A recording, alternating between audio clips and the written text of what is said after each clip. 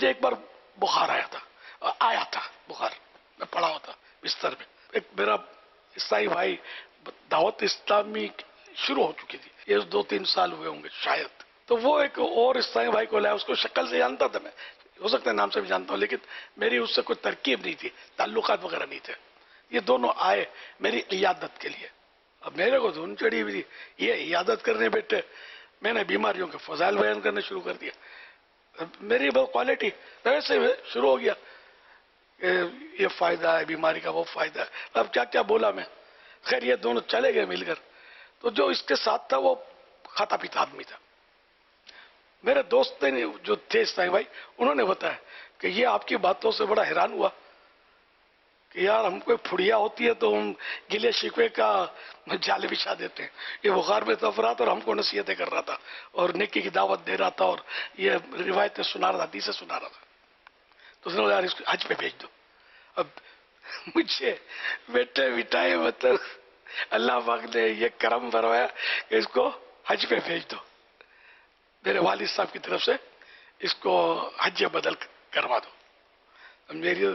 میری تو نکل پڑی، تو مجھے تو پتہ ہی نہیں تھا کہ میں 2 حدیثیں سناؤں اور اس کا مجھے اللہ پاک ایسا کرم فرما دے گا، دنیا میں صلہ ملے گا اور صلہ بھی ہو جو آخرت کا نفع دلائے گا.